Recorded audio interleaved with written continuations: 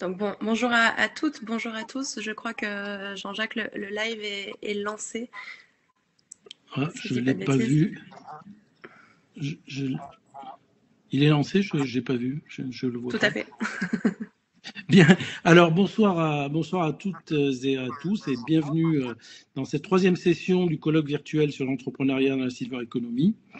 Voilà, je veux juste dire quelques mots d'abord pour remercier les collègues qui vont animer cette session et tout particulièrement notre conférencier Serge Guérin et Margot qui va ensuite animer la table ronde.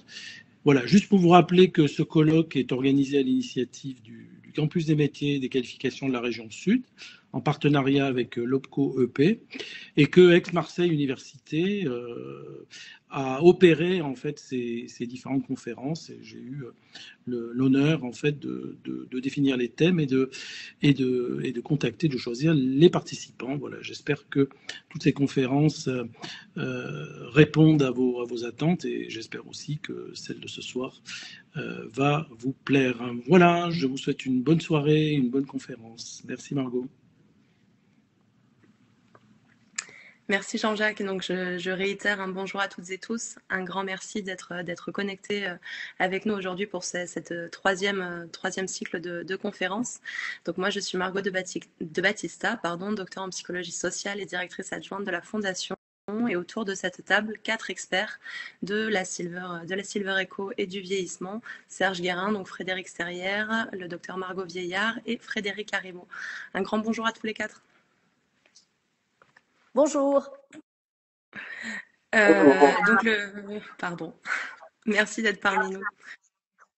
Le programme est très riche ce soir puisqu'on va aborder quand même pas mal de choses. On va se centrer dans un premier temps sur ces fameux usagers de la silver economy. Donc qui sont-ils? Qui sont ces seniors? Comment vivent-ils? Quels sont leurs modes de vie? Comment le vieillissement, comment ils sont impactés de façon différentielle par le vieillissement?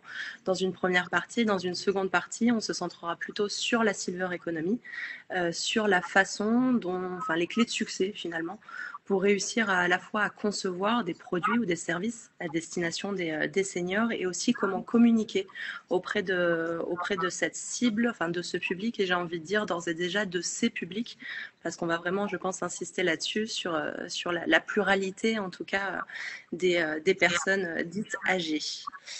Peut-être très rapidement trois mots de remerciement. Hein. Je remercie bien entendu Aix-Marseille Université et ses partenaires pour l'organisation de ce colloque, Apifer pour tous les aspects techniques qui nous permettent d'être réunis aujourd'hui. Et j'en profite également pour remercier Jean-Jacques Temprado pour l'organisation de cette table ronde.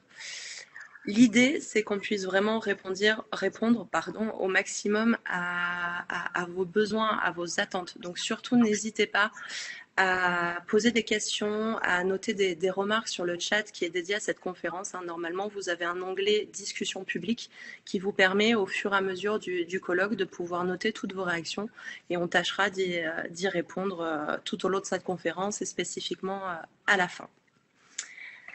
Serge Guérin, je vous propose qu'on rentre dans le vif du sujet. Pour vous présenter très rapidement, si jamais ça venait être nécessaire, vous êtes professeur à l'INSEC, docteur HDR en sciences de l'information et de la communication. Vous travaillez comme chercheur et consultant sur les enjeux du vieillissement, du care, de l'intergénérationnel, et vous avez publié une quarantaine d'ouvrages, dont un sur la silver economy pour les nuls, si je ne dis pas de bêtises, et un suivant qui devrait arriver là dans les mois qui suivent. Pour introduire cette conférence, du coup, thème assez générique, assez global, est-ce que vous pouvez nous aiguiller un peu sur qui sont les seniors finalement? Merci à vous. En tout cas, on va essayer de vous donner un regard. Il y a évidemment plusieurs regards. Si on prend du côté médical, c'est un peu la même chose que si on prend du côté psychologique, du côté sociologique, et ainsi de suite. Moi, j'essaie donc d'être plutôt sur finalement le rapport de la société à l'âge et le rapport de l'âge à la société. On pourrait dire quelque chose autour de cela. Peut-être oui. Alors, c'est le troisième intervention. Donc, les gens qui nous écoutent sont déjà bien acculturés à tous ces enjeux. Il y a certainement des personnes qui n'ont pas écouté les deux premiers, et ainsi de suite. Je rappellerai peut-être juste en démarrant quelques éléments de chiffres quand on parle justement de cette société du vieillissement. Je dis souvent aussi société de la longévité, parce que c'est un côté moins brutale, on pourrait dire. Les vieux, c'est toujours les autres. La longévité, ça peut être tout le monde. Donc, c'est aussi une manière d'intégrer un peu mieux les gens. Et quand on parle de longévité, la première question, justement, ou le premier élément, c'est l'espérance de vie qui a augmenté. Finalement, une des ruptures majeures, c'est même une rupture anthropologique, il y en a eu très très peu de cette puissance-là, c'est justement le fait que depuis que le monde est monde, on vivait pas très longtemps. Les premières fois où on a calculé l'espérance de vie, c'était 1750 et c'était 25 ans. Évidemment que les problématiques n'étaient pas les mêmes. Il y avait une partie de la population qui vivait beaucoup plus longtemps, il y avait une partie qui décédait très très vite. Les femmes souvent en couche, et puis une mortalité infantile énorme. Donc moins d'une personne sur deux, finalement, dépasser la dizaine d'années. Tout ça a évidemment très fortement changé. Puis après, il y a eu d'autres accélérations. Les premières plutôt dues aux innovations en santé, à la recherche en santé, ainsi de suite, à l'amélioration aussi de l'accompagnement en santé. Par exemple, une chose toute bête, à partir du moment où Pasteur arrive à convaincre que ça serait bien que les médecins se lavent les mains, et ben on gagne aussi de l'espérance de vie. Donc il y a eu plein de choses autour de cela. Puis ensuite, il y a eu tout ce qui est autour de la notion de protection sociale. La France est un peu championne du monde de la protection sociale, il suffit de voir sur les budgets, mais ça a eu aussi cet avantage-là, ou cet effet-là, quand on réduit l'âge minimum auquel on doit travailler, quand les enfants de 8 ans ne doivent plus aller travailler, ça fait du bien à l'espérance de vie. Quand on invente la médecine du travail, ça fait du bien à l'espérance de vie. Quand on organise après 1945 la sécurité sociale, ça fait du bien à l'espérance de vie. Donc tout ça a eu des effets. Puis le troisième élément, c'est que les conditions de vie d'aujourd'hui sont quand même beaucoup moins dures pour la plupart des personnes. Alors, elles peuvent être parfois plus dures en termes psychologiques et tout ça. Enfin, globalement, la difficulté au travail, la difficulté physique au travail n'a rien à voir avec celle que vous pouvez connaître dans les 50, 60 et ainsi de suite. Donc, tout ça a fait que notre espérance de vie a fortement augmenté. Globalement, en 1900, c'était 46 ans, femmes et hommes confondus. Aujourd'hui, c'est au-delà de 80 ans, femmes et hommes confondus. Donc ça change les choses de manière très très forte. Donc le premier élément, c'est cette longévité, alors qui a connu une très forte croissance fin des années 1960 jusqu'à 2010 à peu près, et puis ensuite plutôt une certaine stabilisation, une croissance beaucoup moins forte, avec évidemment une baisse au moment de la crise de la Covid, et puis une reprise, mais très très modeste depuis. Ça, c'est l'espérance de vie globale. La deuxième question, c'est bien sûr, ça sert à quoi de vivre plus longtemps si on ne vit pas très bien? Or, ce qui est intéressant, c'est que depuis 2008, l'espérance de vie en bonne santé augmente plus vite que l'espérance de vie tout court. Ce qui n'était pas toujours compris par les gens qui ont discuté au moment de la réforme des retraites. Il y avait aussi un regard idéologique très très fort pour les gens qui étaient contre cette réforme des retraites. Mais c'était aussi, voilà, il y a aussi cette réalité-là. On vit globalement en meilleure santé et plus longtemps qu'auparavant. Bien sûr, il y a une question sociale qui reste très forte. Il y a 13 ans pour les hommes, d'écart d'espérance de vie entre les 5% les plus riches, les 5% les plus pauvres. 13 ans pour les hommes, 8 ans pour les femmes. Donc on voit bien que sur la question sociale, elle reste encore forte, mais c'est que les 5%. Donc ça ne correspond pas non plus à beaucoup de personnes, même si évidemment c'est un sujet. Et globalement, plus on est dans des classes privilégiées, plus notre espérance de vie et notre espérance de vie en bonne santé est meilleure. Donc là, il y a une question sociale à prendre en compte, à la fois sur la santé, à la fois sur la prévention, à la fois sur la compréhension des enjeux autour de cela. Bien évidemment, si j'habite dans telle ou telle région, ça peut être aussi des différentes espérances de vie, des différences de qualité de vie qui peuvent être aussi à prendre en compte. Ça, c'est donc le premier élément, mais qui est quand même absolument majeur. Nous vivons collectivement plus longtemps, et ça reste d'ailleurs cet élément d'espérance de vie reste comme un des éléments, comme un des critères forts de l'IDH, de l'indicateur de développement humain. Un pays où l'espérance de vie est faible, c'est a priori un pays où ça ne va pas très très bien. Un pays où l'espérance de vie est bonne, est en croissance, c'est a priori un pays où ça va plutôt bien. Évidemment, ce n'est pas le seul élément, mais c'est un élément à prendre en compte. Le deuxième élément à prendre en compte, et ce qui fait aussi qu'on parle autant de ces sujets, ce qui fait aussi que depuis 2013 a été inventée en France cette filière de la silver economy. Alors, sur l'efficacité, on pourrait y revenir. En tout cas, si ça a été pris en compte, c'est parce qu'il y a de plus en plus de personnes concernées. Ce n'est pas du tout un marché de niche. C'est pas, voilà, c'est un marché, c'est vraiment du mass market. Alors, Frédéric Serrière, mon confrère en chauvitude, que je vois, en parlera beaucoup mieux que moi. Mais voilà. Mais ces questions-là de marché sont évidemment extrêmement importantes parce que simplement, il y a beaucoup de monde, donc beaucoup d'acheteurs potentiels, beaucoup de consommateurs potentiels. Voilà. Mais donc, c'est une question économique, c'est une question sociale. S'il y a plus de gens âgés, dans la société. C'est comment finalement on invente aussi une société qui soit mieux adaptée à cette question-là. Ça a été la loi d'adaptation de la société au vieillissement autour de 2015. C'est comment les villes sont plus concernées. Le réseau francophone Ville et Amis des Aînés, par exemple, est un de ces éléments-là. En ce moment se tient le congrès des maires de France. Nous étions hier autour de cette question-là, parce que bien sûr que pour les élus, bien sûr que pour les habitants, c'est une question de comment on améliore la situation par rapport aux plus âgés, comment on l'améliore d'ailleurs avec les personnes concernées, c'est un élément d'importance. Je tiens tout de suite à dire que quand on améliore avec et pour les plus âgés, ça ne veut pas dire qu'on oublie les plus jeunes, et que souvent, ce qui améliore la vie des plus âgés améliore la vie de plein d'autres personnes. Je prends un exemple tout bête. Il y a très très longtemps, le monde du handicap demandait à ce qu'on supprime les marches pour prendre les transports en commun. Parce que quand vous êtes en fauteuil, quand vous avez une canne, quand vous avez des problèmes de vue, tout ça est compliqué de prendre des escaliers. S'il y a une plateforme, c'est plus facile pour rentrer dans un bus, dans un car, dans un tramway, et ainsi de suite. Et donc, mais finalement, alors il y avait aussi les problématiques technologiques, mais la pression n'était pas suffisante d'une certaine manière du monde du handicap. Et quand c'est rajouté l'augmentation des gens âgés, finalement, il y avait une logique à le faire, dire si on veut que les gens puissent prendre les transports, si on veut que les gens puissent garder plus d'autonomie, il faut qu'ils puissent avoir accès aux transports en commun, par exemple, de manière plus aisée. Donc on l'a fait. Mais c'est très bien pour ces personnes-là, mais c'est très bien pour quelqu'un qui porte une lourde charge, c'est très bien pour quelqu'un qui pousse un landau, c'est très bien pour un enfant, que sais-je encore. Et finalement, les autres, les gens plus classiques, on va dire,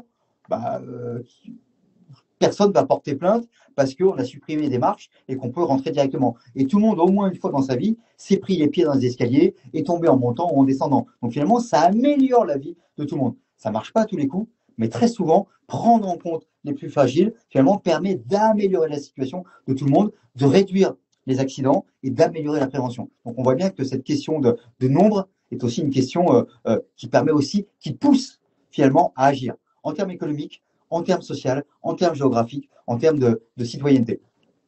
Et puis, le troisième élément qui est important d'aborder, c'est on pense souvent au vieillissement, et on a raison, mais on doit aussi penser que de l'autre côté, il y a aussi un sujet, c'est qu'on fait de moins en moins d'enfants, et que donc la pyramide, elle part du bas, quoi. Et comme il y a de moins en moins d'enfants, cette question de place ou de nombre ou de proportion des plus âgés s'accroît encore. Donc le troisième élément, c'est après l'espérance de vie, après le nombre, c'est tout simplement la proportion, le nombre relatif. Parce qu'il pourrait y avoir de plus en plus de personnes âgées, mais s'il y a en même temps de plus en plus de jeunes ou de plus en plus de gens entre 25 et 70 ans, par exemple, la problématique ne se pose pas de la même manière. Or, la diminution des naissances se renforce. En France, en 10 ans, on a perdu annuellement, en 2023, on fera à peu près 110 000 enfants de moins qu'on en faisait il y a une dizaine d'années. Donc tout ça a des effets, évidemment, là aussi. Et la France est plutôt en Europe, plutôt un pays moins touché que d'autres pays. D'ailleurs, c'est intéressant de se dire, en 2015, pour la première fois dans l'histoire de France, les plus de 60 ans sont devenus plus nombreux que les moins de 20 ans. Ça n'était jamais arrivé dans l'histoire du pays. L'année prochaine, en 2024, pour la première fois en Europe, l'OMS a sorti son étude très très récemment, pour la première fois en Europe, les plus de 65 ans seront plus nombreux que les moins de 15 ans. Donc le vieux continent devient de plus en plus un continent de vieux d'une certaine manière. Donc là, il y a vraiment une transformation très forte. Et d'ici à 2030, en France aussi, les plus de 65 ans seront plus nombreux que les moins de 15 ans. Donc ça aussi transforme l'environnement social, démographique et donc économique, évidemment, du pays. Avec bien sûr, là aussi, des différences extrêmement fortes. C'est le département de la Martinique qui connaîtra le vieillissement le plus prononcé, puisque plus de 46% de la population aura plus de 60 ans d'ici à 2030. Et puis d'autres en Île-de-France, ça sera moins net au début, ainsi de suite. Voilà. Il y aura aussi des différences assez fortes, mais on voit tout ça. Et puis je garde un dernier chiffre autour de ça. En 2026, à partir de 2026, la France va connaître, il y a eu une première croissance des plus âgés, mais c'était, je dirais, les jeunes plus âgés, ce que j'appelle la silver génération, les 60, 80. Et puis, à partir de 2026, les premières générations du baby boom, donc ceux qui sont nés à partir de 1946 jusqu'en 1974, vont arriver justement à l'âge de 80 ans. Et donc, on va connaître pendant une trentaine d'années une croissance très forte une explosion, on pourrait dire, du nombre des plus âgés. Donc, quand on parle on reste souvent focalisé sur les âges. Je ne pense pas que ce soit une bonne manière de faire, mais en tout cas, c'est facile à comprendre. À partir de 2026, on va connaître plus d'un doublement. Il y a à peu près 2 200 000 personnes depuis 80 ans aujourd'hui en France. Il faut se rappeler qu'en 1980, il y en avait 600 000. 600 000, 2 200 000. En 2050, 5 millions. Vous voyez, donc une croissance très, très forte. Et donc là aussi, une autre problématique, parce qu'évidemment, ces plus âgés-là peuvent, alors, une grande partie iront très bien, et c'est génial, mais une partie aura plus de difficultés, problématiques de perte d'autonomie, auront besoin d'être mieux soutenus par les services à la personne ou dans des établissements, ou être accueillis dans des établissements adaptés, médicalisés, qu'on appelle aujourd'hui les EHPAD. Voilà. Donc il y aura tout ça. Donc ça aussi, mécaniquement, il y aura aussi un besoin autour de cela. Donc voilà, hein, si on regarde les choses, espérance de vie qui augmente et qui se stabilise, espérance de vie en bonne santé qui augmente un petit peu, mais pas assez. Et là, c'est vraiment l'enjeu de la prévention à tous les âges de la vie. Le nombre qui va continuer de croître de manière très importante et la proportion qui va continuer d'être plutôt en faveur des plus âgés au détriment des plus jeunes. Ça, c'est un petit peu ce qui nous attend déjà aujourd'hui et ce qui va nous attendre pour les années futures, au moins pour les 30 années à suivre. Évidemment, derrière, ce qu'on maîtrise le mieux, c'est l'espérance de vie, le nombre, parce que quand quelqu'un naît, on sait que 80 ans plus tard, il aura 80 ans. Et donc, comme il y a heureusement très peu de mortalité avant, finalement, on est capable de savoir à peu près combien il y aura de gens de plus de 80 ans. Ce qu'on sait moins, parce que ça joue beaucoup plus sur le taux de fécondité des femmes, c'est combien d'enfants seront, j'allais dire, fabriqués, réalisés à ce moment-là. Voilà. Mais en tout cas, on a un modèle, on voit à peu près, à vue humaine, dans les 30 années qui viennent, on voit à peu près les problématiques qui se posent. Ça, c'est l'élément, je dirais, démographique, mais qui est absolument central. Deuxième élément, si je prends ma casquette de sociologue, c'est plutôt la question de finalement de qui on parle. Parce que, encore une fois, quand on dit les 50 sont comme ça, les 60 sont comme ça, les 75 sont comme ça, oui, à grande masse. Mais finalement, c'est beaucoup plus compliqué que ça, je dirais, heureusement. Et donc, c'est même peut-être la question des générations qui se pose. Alors, la question des générations, c'est Karl Mannheim, 1928, qui a inventé la sociologie des générations, qui a tenu assez bien. Alors, lui disait, une génération, c'est à peu près une vingtaine d'années, et c'est des gens qui ont partagé finalement un imaginaire commun, mais aussi un récit historique commun. Les garçons qui sont allés mourir ou se battre dans les tranchées ont partagé un imaginaire, pas plus qu'un imaginaire commun, une réalité commune. Mais autour, les femmes, par exemple, qui n'étaient pas dans les tranchées, mais qui ont dû aller beaucoup plus travailler, par exemple, dans les ateliers, dans les usines, et ont connu des difficultés, voilà, et ont vu arriver ensuite les garçons, ainsi de suite. Donc du coup, cet imaginaire-là, il est partagé. Et le reste de la société a bien vu qu'il se passait quelque chose. Donc il y a de temps en temps quelque chose d'extrêmement puissant. Bon, la dernière fois où c'est arrivé de manière aussi puissante, c'était 1968, et c'était évidemment un drame qui n'avait rien de comparable. Il n'y avait pas cette violence-là, il n'y avait pas cette difficulté-là, mais n'empêche que c'est un peu la dernière fois où s'est construit une génération de jeunes assez collective. Aujourd'hui, ce qui est intéressant, c'est les jeunes comme les vieux d'ailleurs, l'effet de génération est beaucoup moins fort. Il y a énormément de différences. Vous prenez deux jeunes de 20 ans, finalement, il y a énormément de différences. Celui qui est bien formé, moi je suis prof à l'INSEC, c'est une école de commerce, assez classique. Bon, voilà, les gens qui en sortent auront un boulot sans difficulté. Les gens de 20 ans qui sont sortis des études, qui n'ont jamais réussi à y rentrer, par exemple, sont dans d'autres situations. Des gens qui ont vécu plutôt dans des métropoles ou à côté des métropoles n'ont pas du tout la même vie que des gens qui ont vécu loin des métropoles. Quand déjà pour le collège, vous deviez prendre le car à 6 heures du matin, ce n'était pas du tout la même chose que quand le collège il est à côté de chez vous, par exemple. Hein. Donc, voilà, donc les situations sont extrêmement différentes pour les jeunes et elles sont aussi très différentes pour les beaucoup plus âgés. Où là encore, les histoires ne sont pas les mêmes. Quelqu'un qui a des revenus convenables, par exemple, qui a une bonne santé, qui n'est pas isolé, ne vit pas la même chose au même âge que quelqu'un qui commence à avoir des difficultés de santé, quelqu'un qui est isolé, qui se retrouve en difficulté d'accès aux déplacements, par exemple, ne vit pas la même chose. Quelqu'un qui vit loin des centres de santé, quelqu'un qui vit dans un lieu où il y a peu de médecins accessibles, quelqu'un qui vit dans un lieu où il n'y a pas un tissu associatif développé, quelqu'un qui vit dans un lieu où les services à la personne sont en difficulté, par exemple parce qu'ils n'arrivent pas à recruter, parce qu'ils n'ont pas assez de personnel. Tout ça, les personnes au même âge ne vivent pas nécessairement les mêmes choses.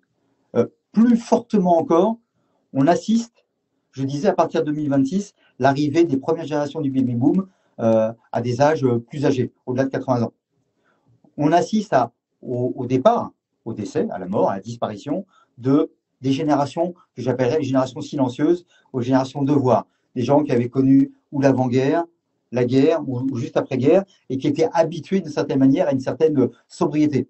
Eux, ils faisaient pas d'idéologie, ils parlaient pas d'écologie, mais ils étaient obligés de la vivre tous les jours parce qu'il fallait faire attention, parce qu'il n'y avait pas de voiture nécessairement, parce que pour aller chercher son pain, on marchait. Parfois, on faisait 1,5 km, il n'y avait pas de trottinette électrique pour y aller, ainsi de suite. Ces gens-là qui n'étaient pas du tout dans la plainte, qui étaient plutôt dans même je ne dis rien, je ne me plains pas, je ne veux pas déranger, ces gens-là sont en train de partir et vont être remplacés progressivement par des générations qui sont nées finalement avec la consommation, qui ont accompagné la société de la consommation, qui ont accompagné une société qui était plus une société du confort, d'une certaine manière. Donc tout ça fait, qui ont aussi, pour une partie d'entre eux, inventé la jeunesse. Quand je parlais de mai 68, ceux-là vont d'une certaine manière inventer la vieillesse. Et une vieillesse qui sera plus revendicative, qui prendra plus la parole, qui aura aussi des outils culturels, des outils médiatiques pour mieux prendre la parole. Donc on va voir des gens qui vont avoir plus de demandes. La question qui se posera, c'est en termes de revenus. Est-ce que les nouvelles générations auront des revenus suffisants?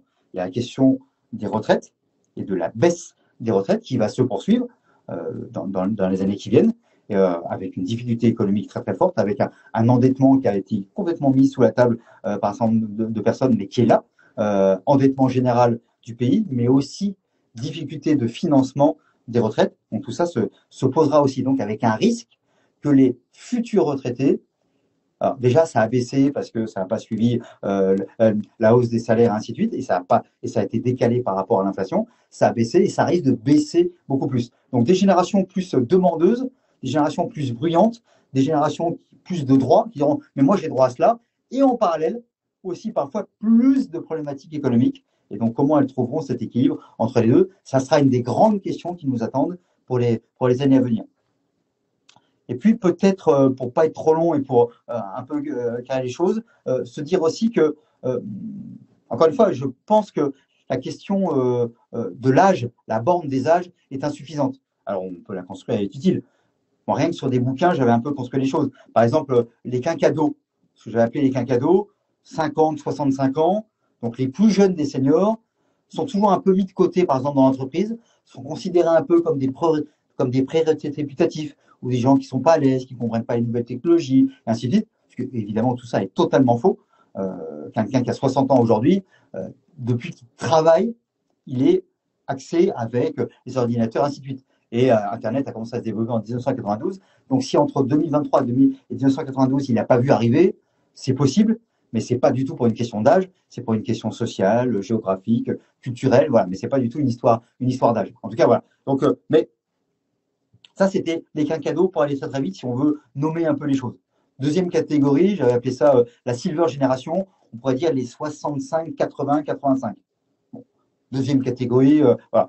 J'avais fait un bouquin, 10 idées fausses sur la Silver Génération, parce qu'il y avait l'idée les vieux sont tous riches, les vieux n'ont pas de sexualité, les vieux sont tout le temps à faire la fête, et ainsi de suite. De montrer que c'est évidemment bien plus compliqué, que certains d'entre eux ont des revenus, par exemple, très, très confortables, et que d'autres, en revanche, en particulier les femmes, sont dans des difficultés économiques déjà extrêmement lourdes.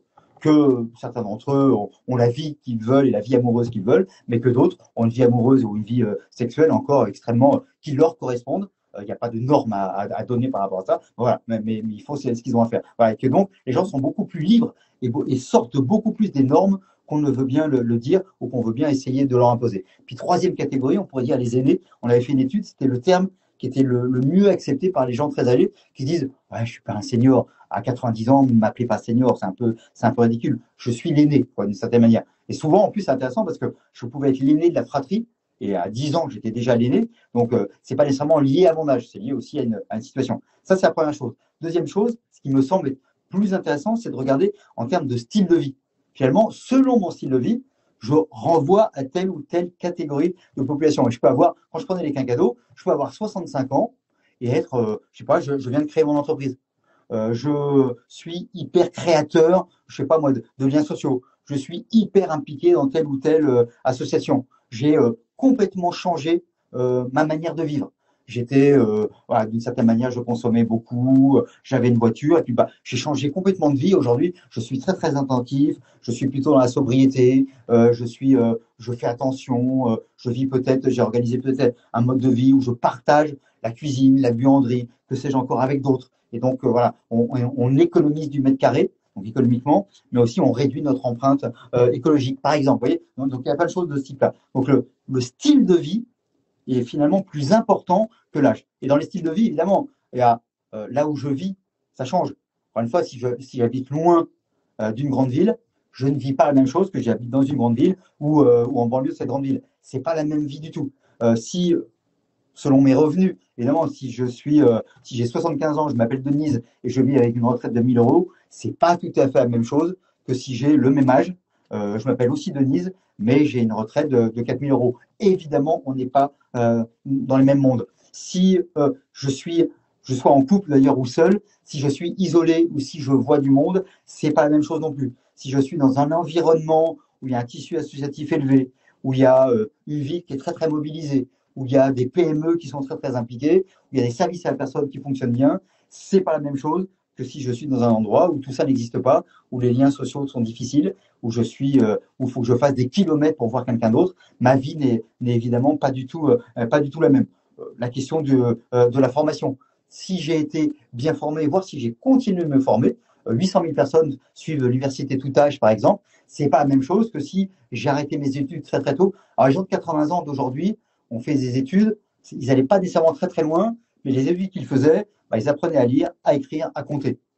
Et donc parfois, ils sont plus à l'aise avec ça que des gens qui ont fait des études beaucoup plus longues, mais voilà, parce que niveau ABC, parce que plein d'autres raisons, ils ne sont pas dans la même situation. Donc là aussi, c'est à prendre en compte. Mais on voit bien qu'il y a une diversité de situations. Je crois il faut la prendre très très fortement en compte. Et tout ça, évidemment, a des effets en termes de consommation, en termes de rapport à l'écologie, en termes encore une fois, de mode de vie, en termes d'imaginaire, comment je me situe dans la société, en termes d'insécurité. On parle souvent de sentiment d'insécurité. Je trouve que le terme est extrêmement humiliant. Il y a des gens qui ne sont pas dans un sentiment d'insécurité, ils sont en insécurité, qu'elle soit physique, qu'elle soit culturelle, qu'elle soit économique. Et donc, il faut le prendre en compte et éviter le mépris en disant non, mais c'est juste un sentiment, c'est parce que vous n'avez pas compris ce qui se passait. Non, non, il y a des gens qui vivent en difficulté, dans des peurs, dans des craintes. Et plus on est fragile physiquement, évidemment que ces craintes sont de plus en plus fortes parce qu'on se dit je ne suis pas en capacité de me défendre, voire simplement en capacité de m'échapper. Donc, tout ça,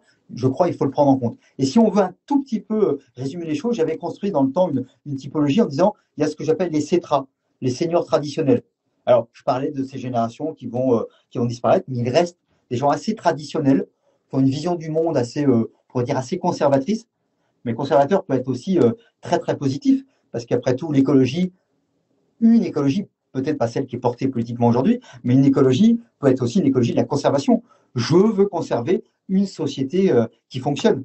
Je veux conserver, par exemple, un temps où les saisons voulaient dire quelque chose. Voilà. Mais conservateur, ça peut être aussi conservateur sur les mœurs, conservateur sur une relation aux autres. Je vois surtout ma famille, je vois quelques amis, et tout ça se limite à cela. Et mon monde est souvent un monde, ma maison, mon jardin, si j'ai moyen d'en avoir un, si je suis dans une situation où je peux en avoir un. Ça, c'est les seniors traditionnels, les CETRA. On va dire qu'il y a ensuite les seniors fragilisés, les CEFRA, ceux qui sont fragilisés parce qu'en termes de santé, ça ne va pas bien, parce qu'en termes de santé psychique, ça ne va pas toujours très, très bien, parce qu'en termes de lien avec les autres, ça ne va pas très, très bien, ou parce qu'en termes économiques, ça ne va pas très, très bien.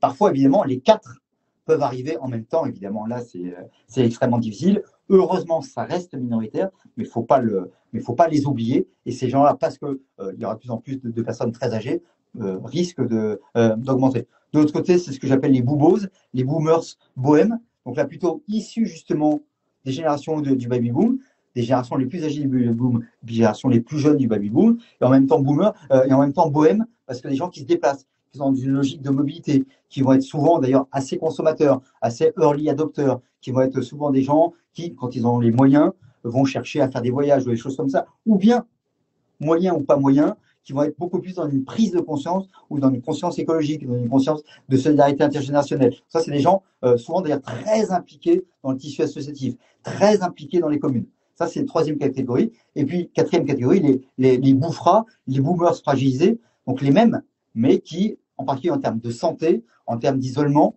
commencent à se retrouver dans des difficultés plus fortes. Donc, vous voyez, si on prend ces quatre catégories-là qui recouvrent les 17 millions de retraités d'aujourd'hui, par exemple, les 17 millions de seniors d'aujourd'hui, qui seront 23 millions dans les années qui viennent, parce que la croissance de la population ne va marcher que par le haut, que par les plus âgés. Donc, c'est un public ou un marché ou des populations ou des opinions qui vont augmenter parce que simplement ces populations-là vont augmenter. Donc tout ça, et je m'arrêterai là pour ne pas être trop long, pardon. Tout ça veut dire que de plus en plus de monde concerné et autour de cela, de plus en plus de gens concernés parce qu'il y a les gens âgés eux-mêmes, il y a leurs proches qui un jour seront aussi concernés très très directement, il y a les aidants bénévoles, des enfants par exemple qui s'occupent de leurs propres parents, et puis il y a les professionnels du care, les professionnels de l'accompagnement. Si on prend par exemple le monde HLM, alors c'est un monde plutôt de catégorie populaire. Le monde HLM, on a fait une étude récente qui montrait que 35% de la population HLM était une population de seniors. Alors qu'avant, dans l'imaginaire, c'est les jeunes qui vont dans le monde HLM. 35%. Si on rajoute qu'à peu près 10% de la population HLM accompagne professionnellement ces publics-là, parce que les infirmières, les auxiliaires de vie, tout ça, elles vivent très fortement dans la HLM parce qu'elles ont des revenus assez faibles, et qu'une partie des aidants vivent dans le monde HLM, 50% des habitants en HLM sont concernés directement par le monde du vieillissement. Vous voyez, donc ce n'est pas un petit pourcentage.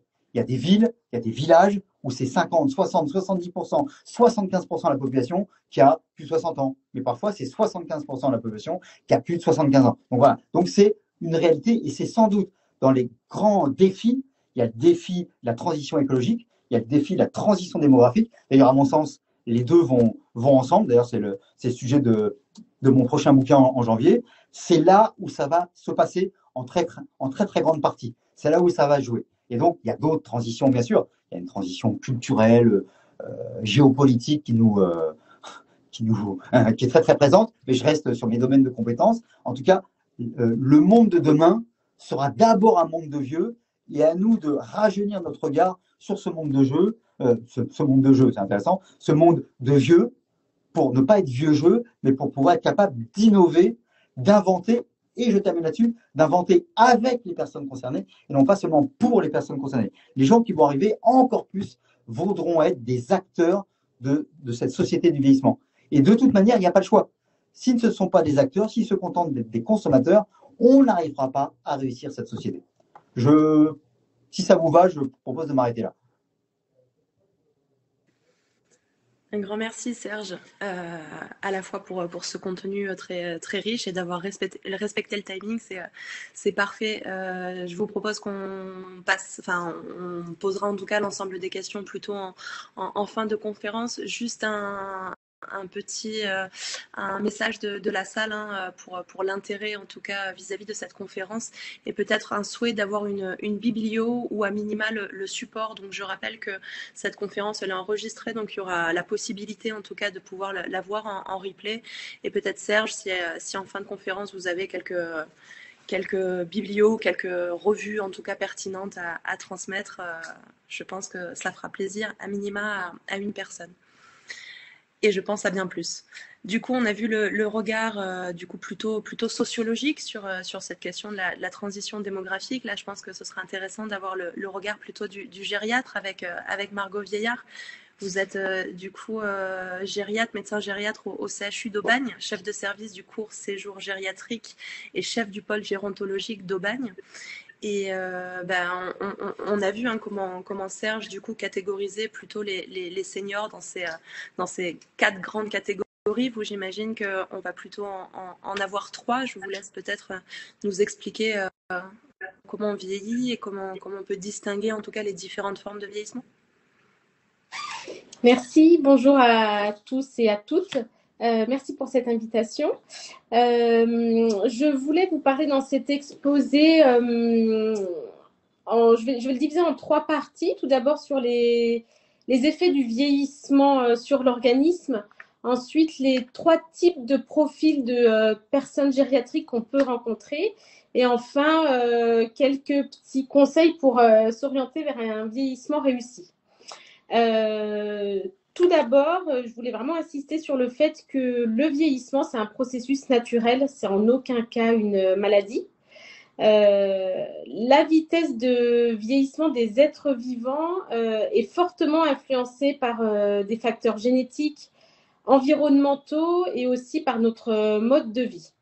La population âgée, elle est caractérisée par une grande hétérogénéité, c'est ce qu'on appelle le vieillissement interindividuel. Par exemple, on reçoit dans le service des patients de 70 ans qui vont avoir énormément d'antécédents, des troubles neurocognitifs qui vont nous paraître très âgés. Et en parallèle, on va avoir une petite mamie de 100 ans qui aura aucun antécédent et qui aura eu un vieillissement réussi. Donc, il ne faut vraiment pas s'arrêter à l'âge. Ce qui compte en gériatrie, c'est vraiment les antécédents et le mode de vie. Le vieillissement, c'est un processus lent et progressif qui doit être différencié des maladies. On va rentrer un peu plus dans le vif du sujet sur les effets du vieillissement sur l'organisme. Il faut savoir donc que le vieillissement n'est pas une maladie. Il s'accompagne surtout d'une diminution des capacités fonctionnelles de l'organisme. Les capacités fonctionnelles, c'est tout ce qui est l'état nutritionnel, l'état cognitif, la mobilité, les fonctions sensorielles, auditives et visuelles et l'état psychologique. Plus l'avance en âge est important et plus l'équilibre de base est fragile, c'est-à-dire qu'une agression minime, c'est-à-dire une chute, une infection urinaire, peut vraiment bouleverser l'équilibre de la personne âgée. C'est ce qu'on appelle un peu le concept de vulnérabilité. Les conséquences du vieillissement, elles peuvent être très importantes chez certains sujets âgés et être minimes, voire quasi absentes chez d'autres individus. Donc, dans ce cas-là, on parle d'un vieillissement réussi. Donc, on va parler maintenant donc l'effet du vieillissement sur la composition de l'organisme et du métabolisme. Vous allez comprendre pourquoi une personne âgée est quand même plus fragile qu'un adolescent, parce qu'il y a plein de processus physiologiques normaux qui se passent chez la personne âgée. Tout d'abord, chez la personne âgée, la masse maigre diminue et la masse grasse augmente. Qu'est-ce que ça veut dire? Ça veut dire que quand la masse maigre diminue, il y a une diminution de la masse musculaire, ce qui peut entrer dans le cas d'une sarcopénie. Ensuite, on voit également un vieillissement sur l'organe des sens, c'est-à-dire la vision et l'audition. En fait, le vieillissement oculaire s'accompagne d'une réduction de l'accommodation. Ça veut dire qu'en fait, les personnes âgées voient moins bien de près. Ça, c'est physiologique, c'est normal. Ensuite, sur l'audition, c'est ce qu'on appelle la presbyacousie. L'appareil auditif vieillit, c'est normal, et s'accompagne du coup d'une perte de l'audition. C'est pour ça qu'on est obligé de parler plus fort quand on voit certaines personnes âgées. Et ça porte principalement sur les sons aigus. Le vieillissement physiologique touche également le système nerveux. Tout d'abord, le système nerveux central qui peut entraîner une diminution des performances mnésiques et du coup de la mémoire. Les capacités attentionnelles également peuvent être diminuées et en particulier la réalisation de doubles tâches. Les personnes âgées parfois ont un peu des difficultés à réaliser deux tâches en même temps. Le sommeil chez la personne âgée, enfin chez les seniors, la personne âgée est également impactée car il y a une altération de la qualité du sommeil parce qu'il y a une diminution de la sécrétion de la mélatonine. Les personnes âgées ont également une diminution de la sensation de soif qui est physiologique, ce qui peut entraîner souvent des déshydratations. C'est pour ça que les déshydratations sont plus fréquentes chez la personne âgée. Pour rester dans le système nerveux périphérique, pourquoi les personnes âgées chutent plus que les jeunes? Parce qu'on retrouve souvent une instabilité posturale à cause d'une diminution de la sensibilité proprioceptive et donc ce qui favorise plus les chutes. Un autre organe qui vieillit, c'est le cœur et le système cardiovasculaire. Souvent, on se demande pourquoi les personnes âgées ont souvent de l'hypertension artérielle. Parce que physiologiquement, les artères perdent leur élasticité, ce qui entraîne une rigidité des artères et des parois artérielles et qui entraîne des hypertensions artérielles. L'appareil respiratoire est également touché par le vieillissement, avec une diminution de la force des muscles respiratoires et une diminution du taux d'oxygène dans le sang. L'appareil digestif est également atteint par le vieillissement, avec des constipations très fréquentes parce qu'il y a une diminution du péristaltisme. Et enfin, les personnes âgées peuvent avoir des états bucco-dentaires plus précaires que chez les jeunes, parce que la production de salive est moins importante, et ce qui entraîne des caries. L'appareil locomoteur est également atteint, avec des os plus fragiles, c'est ce qu'on appelle l'ostéopénie, et c'est pour ça que les personnes âgées sont plus à même d'avoir des fractures. L'appareil urinaire est également atteint, les reins vieillissent, ce qui entraîne souvent des insuffisances rénales. La peau est également touchée. Vous voyez, les personnes âgées sont plus ridées. Et également, ils ont une sécheresse cutanée, car les glandes sébacées et les sudoripares diminuent. L'activité des glandes diminue, ce qui entraîne une sécheresse cutanée. Donc, on comprend bien que tous ces mécanismes de vieillissement entraînent une altération de la personne âgée. Et donc, on comprend bien également, dès qu'il y a un processus aigu, c'est-à-dire une chute, un choc psychologique, une infection, la moindre chose va perturber cet équilibre qui est précaire chez la personne âgée. Donc ça, voilà, je voulais vraiment vous parler du vieillissement physiologique. Donc c'est un vieillissement normal. Donc toutes ces choses-là arrivent chez la personne âgée, même si on n'est pas malade. En gériatrie, on différencie 3 types de populations. Il y a les patients âgés robustes, c'est les patients qui sont complètement autonomes, qui ont un vieillissement réussi. Ensuite, on distingue les personnes fragiles et enfin les personnes dépendantes. Nous, en gériatrie, on se focalise énormément sur les patients fragiles, car un patient fragile, c'est un patient réversible, c'est-à-dire qu'on peut le rendre robuste si on détecte la fragilité, mais si on ne détecte pas la fragilité, il va tomber dans la dépendance. Donc la dépendance, c'est tout ce qui est grabatisation, qui est un mode d'entrée en maison de retraite, et une fois qu'on est dépendant, c'est irréversible. Donc actuellement, il y a plein de travaux par l'OMS pour repérer les personnes fragiles à leur domicile afin de pouvoir les rendre robustes. Le processus de fragilité, c'est un processus silencieux et vraiment insidieux qui est vraiment considéré maintenant comme un syndrome gériatrique à part entière. Et il faut savoir qu'il y a plusieurs définitions de la fragilité. Nous, actuellement, on se base sur une définition assez simple qui a été définie en 2001 par Fried. Il y a 5 critères et il faut 3 critères sur les 5 pour être repéré comme fragile. Le premier critère, c'est une perte de poids involontaire de plus de 5 kg ou 5% en un an. Le deuxième item, c'est une fatigue qui est ressentie par le patient. Le troisième item, c'est une vitesse de marche diminuée. Quatrième item, c'est une perte de force musculaire qu'on calcule avec un appareil qui s'appelle un grip test. Et enfin, cinquième item, c'est les patients qui sont sédentaires. Donc 3 critères sur 5, le patient est fragile, il faut le dépister, il faut le prendre en charge.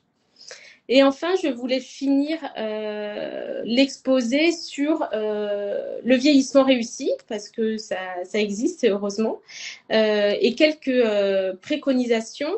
Donc, chez les patients qui ont une faible diminution des capacités fonctionnelles et qui conservent du coup leur réserve, c'est ces patients-là qui sont robustes et qui ont un vieillissement réussi. Ces individus-là, ils sont capables de faire face à des stress importants. Et souvent, leurs problématiques de santé, elles se rapprochent assez des adultes moins âgés. Donc, pour vieillir en forme, il est essentiel de préserver et de renforcer les capacités fonctionnelles. Donc, les capacités fonctionnelles, je le rappelle, c'est la mobilité. Donc, la marche est indispensable chez la personne âgée. La cognition, le cerveau est un muscle comme le quadriceps. Donc, le cerveau doit être entraîné, on doit le travailler avec des exercices de stimulation cognitive, tout ce qui est, par exemple, mots fléchés, sudoku, du jardinage, regarder la télé et après parler à son conjoint de ce qu'on a vu à la télé, la lecture.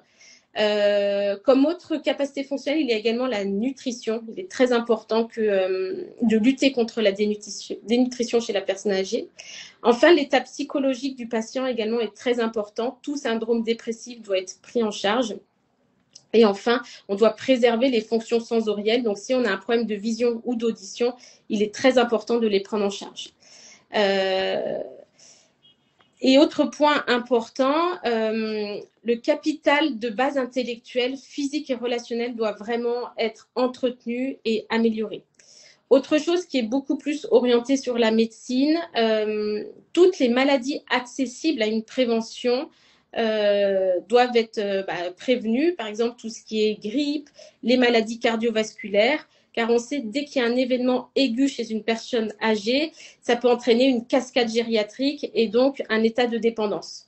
Donc, la prévention en gériatrie est vraiment la clé d'un vieillissement réussi. Et enfin, je voulais vraiment finir sur une chose qui est très, très importante et que j'entends très souvent lors de mes consultations. J'entends, ma maman, elle perd un peu la tête, mais c'est normal, c'est l'âge. Ou bien, je la trouve un peu triste, elle est déprimée, mais c'est normal, c'est l'âge. Ou elle tombe un jour sur deux, mais c'est normal, c'est l'âge. Il faut vraiment arrêter de banaliser toutes ces altérations des capacités fonctionnelles parce que être vieux et être déprimé, non, c'est pas normal. C'est pas normal, c'est une maladie et il faut la prendre en charge. Les troubles de la marche, les chutes, c'est pas normal. C'est pas parce que on s'est pris les pieds dans un tapis, c'est qu'il y a quelque chose derrière. Sur les chutes, il y a toujours des facteurs de risque de chute et il faut aller les chercher et il faut les traiter. Quand on dit il a perdu du poids, c'est normal. Non, c'est pas normal. Il faut prendre en charge la dénutrition. Donc, si on veut un vieillissement réussi, il faut arrêter de banaliser toutes les altérations des capacités fonctionnelles.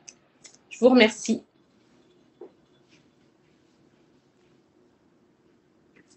Merci beaucoup Margot pour cette intervention.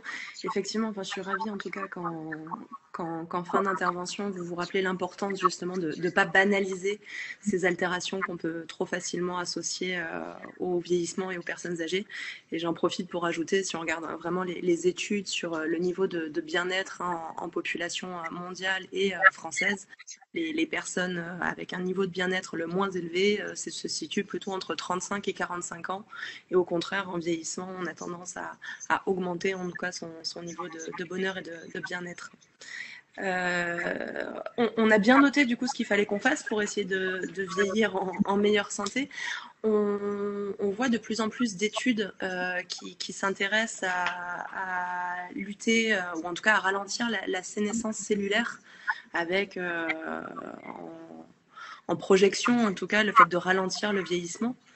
Est-ce que vous pouvez nous en dire deux mots? Est-ce que vous êtes un peu au clair là-dessus? Est-ce que demain on pourra ralentir, voire annuler le vieillissement? C'est imaginable ça ou...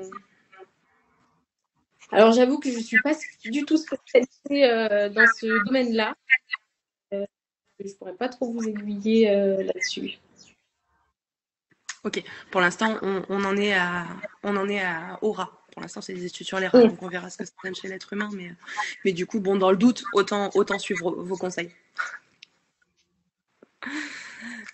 Merci beaucoup. Du coup, on a vraiment abordé effectivement la question de la personne âgée, du senior, des générations et des différentes capacités fonctionnelles. Intéressons-nous maintenant à la silver economy, avec notamment vous, Frédéric Serrière. Pour rappeler, vous présenter en tout cas très rapidement, vous êtes le cofondateur du Cercle. C'est quoi? C'est un réseau d'affaires, Age Economy? C'est un cercle, un réseau d'affaires, c'est s'appelle Age Economy. Et un invité d'honneur. Par exemple, on a eu Bruno Vaquette, PDG de Sodexo. Et après, c'est des DG, PDG qui font à la fois leur business et à la fois qu'ils échangent sur les sujets. Vous animez également une l'émission Grand du plan Entretien. stratégie des marchés 50 ans et plus. Et maintenant, vous pouvez voir sur une chaîne YouTube, vous verrez, j'ai une émission qui s'appelle Grand Entretien où je suis face à face avec un dirigeant ou une dirigeante sur le sujet de la silver economy. Alors, je suis désolée, je crois que j'ai un peu de latence, donc je vais essayer de me taire pour le moins possible vous couper, Frédéric. Mais du coup, l'idée, ce serait vraiment qu'on puisse essayer d'aborder ensemble cette question de la silver economy et surtout peut-être pour les personnes qui nous écoutent, des points clés pour concevoir, quelles sont les stratégies finalement adoptées pour concevoir des produits inscrits dans cette fameuse silver eco que vous allez peut-être nous définir. Ça marche. Le terme silver economy est apparu en France en 2013 et c'est une sorte de filière, on emploie beaucoup le terme filière. Avec le recul, quand vous regardez la filière silver economy, lorsque vous regardez dans des conférences sur la silver economy, on va essentiellement parler du grand âge, voire du troisième âge, pour des produits et des services qui sont conçus pour les seniors et qui sont utilisés par les seniors. Quand vous allez la semaine prochaine sur le salon Silver Economy Expo, vous verrez essentiellement des produits qui sont dédiés quasi exclusivement ou presque pour les seniors. Avant 2013, on parlait du marché des seniors. Le point que je veux en venir, c'est que je vais vous raconter l'histoire de Manureva Repi, qui était une start-up qui était créée il y a 2-3 ans par Sylvain Daubert. L'idée était géniale. L'idée est géniale. En fait, l'idée, c'est de faire des voyages pour les aidants et les aidés. Sur le site de vacances, vous avez l'aidant et l'aidé qui partent ensemble et des services sont organisés pour l'aider. Oui, pour l'aider, de façon à ce que l'aidant puisse prendre du répit. Et Sylvain, il est rentré dans la silver economy, il est rentré dans les conférences sur la silver economy. Tout le monde m'a dit, ou presque, ah, c'est génial ton idée. Donc, en fait, il s'est fait un petit peu attendrir pour ce que j'appelle la montre religieuse du silver eco. C'est-à-dire qu'en fait, il s'est progressivement entré de plus en plus dans la silver economy. Il s'est aperçu au bout d'un moment que c'était difficile de vendre ses voyages en direct. Donc, il se dit, voilà, qui peut prescrire mes voyages? Et là, la montre religieuse, elle avait déjà frappé Sylvain dans le sens qu'elle avait installé autour de Sylvain mentalement un cadre, le cadre de la silver economy, dans lequel en fait son temps de réflexion était concentré. Et ce cadre en fait l'a fait par exemple dire quels sont les prescripteurs. Eh ben, il a été chercher des prescripteurs dans la silver economy. Par exemple, les caisses de retraite, les acteurs de prévoyance, les assureurs, etc., dans le temps de la silver economy, oubliant ce qu'il y a à l'extérieur. Et donc, ça peut être intéressant pour certains secteurs d'activité, bien évidemment. Mais au bout d'un moment, Sylvain, lui, s'est aperçu que, en fait, il ciblait l'aidant, il ciblait l'aidant qui voyage, alors qu'en fait, il aurait dû cibler le voyageur aidant, et que ces prescripteurs n'étaient pas des acteurs de la silver economy, mais étaient des acteurs en dehors de la silver economy, des touristes. Et son séjour de voyage aurait pu être mis dans des catalogues de tours opérateurs, et les tours opérateurs n'auraient pas ciblé l'aidant ou le senior, mais auraient ciblé le touriste qui, progressivement, peut avoir un aidé à s'occuper en disant, voilà, vous avez voyagé avec nous, ben, vous allez pouvoir continuer avec ce service en plus qu'on vous propose avec Manureva Repi. Le temps que Sylvain s'aperçoive qu'il fallait faire ce virage, il n'a pas eu les ressources financières nécessaires et Manureva Repi s'est arrêté il y a un mois. Donc, le premier point que je veux dire, c'est qu'effectivement, la silver economy, mais il n'y a pas que la silver economy. Quand j'entends que la silver economy fait 130 milliards d'euros, moi j'avais calculé en 2013, on m'était tombé dessus 92 milliards d'euros, ce chiffre, mais c'est pas du tout la silver economy.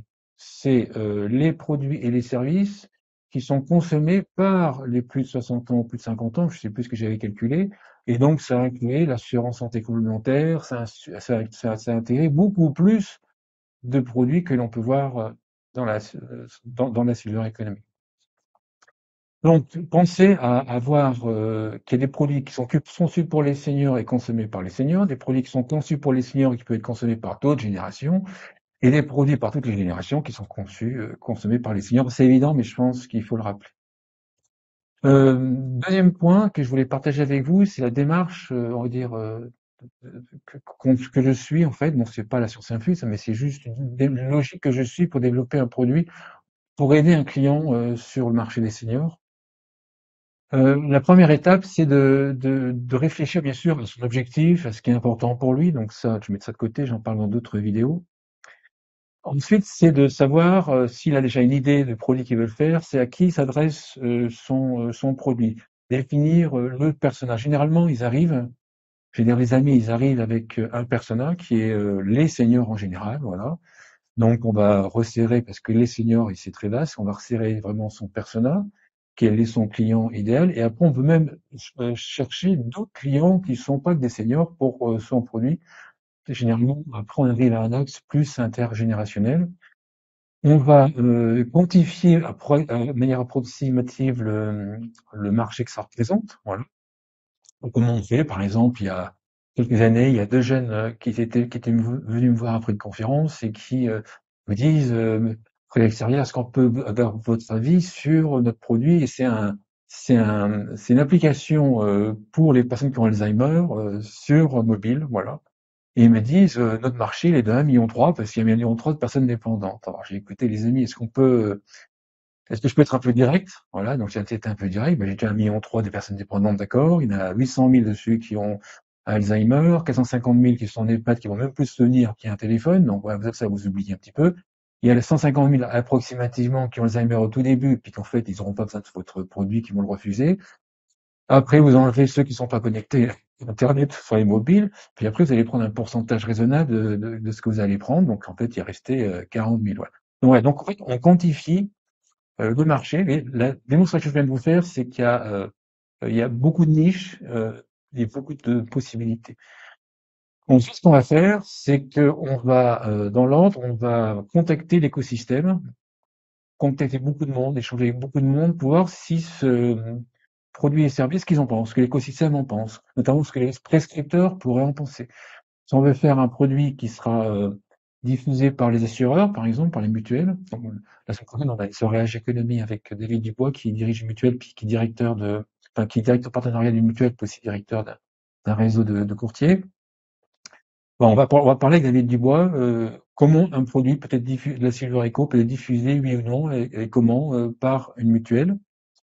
Donc on interroge beaucoup l'écosystème dans l'ordre là, et c'est seulement après, on aurait pu faire dans l'autre sens, mais moi je préfère comme ça, on le fait après, on va aller co-créer ou co-affiner le produit avec des seniors qui sont dans la cible du client idéal. Et là, je vais donner un autre exemple dans la prévention, mais l'exemple que je vais donner dans la prévention, c'est valable aussi pour tous les produits de la silver economy qui pourraient être consommés en amont d'un incident. La plupart des enfin pas la plupart, une partie des produits de la silver economy, téléassistance, service à domicile, aménagement de domicile, sont consommés, achetés, etc. Pas forcément lorsqu'il y a une chute, lorsqu'il y a un événement, en tout cas lorsqu'il y a une prise de conscience de ce qui peut arriver plus tard. D'accord? Donc généralement, on dit toujours une chute, c'est un des éléments. C'est en fait lorsqu'on a chuté dans salle de bain, par exemple, on va peut-être plus souvent aménager sa salle de bain, et on le ferait pas avant parce qu'il y a un manque de culture de prévention en France, mais pas qu'en France. Il y a il y a le manque de conscience de la personne de son état, il y a le déni et la procrastination. Bon, bref, il y a plein de raisons pour lesquelles voilà. Donc, quand on travaille sur la prévention, donc ça, c'est ou vendre des produits en amont. Prévention, ça peut être des ateliers sur la prévention, sur l'alimentation, sur le code de la route, mais ça peut être aussi l'activité physique adaptée. Oui, comment en fait, je vais réfléchir. La sécurité sociale, si on est ici qu'on dirige la sécurité sociale, notre intérêt peut être de réduire les coûts de la sécu, donc d'aller chercher les gens qui sont les plus éloignés de la prévention. Ceux qui, en statistique, vont causer plus de difficultés plus tard en statistique et donc plus de coûts pour la sécu. Par contre, un acteur sur la silver economy, par exemple, on a travaillé avec Été Indien sur l'activité physique adaptée. En fait, quand on dirige une entreprise, c'est pas aller chercher enfin, l'objectif, on a peut-être une mission, mais c'est aussi de faire du chiffre d'affaires et d'être rentable. Et donc, dans ma vision, c'est quand même d'aller chercher les gens avec le minimum du coût d'acquisition, enfin, le coût d'acquisition le plus faible possible. Donc, les gens qui sont déjà le plus facilement convaincables, entre guillemets, de ce type de de produits ou de services de prévention. Et donc, on va les cibler naturellement les gens qui sont déjà acquis à la prévention. Et donc, il y a ceux qui sont pour moi dans mon imaginaire, il y a ceux qui sont acquis, puis il y a ceux qui sont à l'extrême éloignés. Donc, si on est été indien, on va faire plutôt des focus group avec des gens pas pris au hasard sur un salon, sur un stand où on a des réponses au hasard sur un stand, puisqu'en fait c'est très hétérogène, vous avez compris. On va aller faire des focus group avec des gens qui sont déjà dans l'activité physique adaptée, ou alors des gens qui sont travaillés sur les ateliers, sont des gens qui sont déjà dans les ateliers. Et là, en fait, on va les décrypter entièrement, psychologiquement, démographiquement, enfin bref, ce qu'ils pensent, pourquoi ils s'y sont mis, qu'est-ce qui fait qu'ils continuent, etc.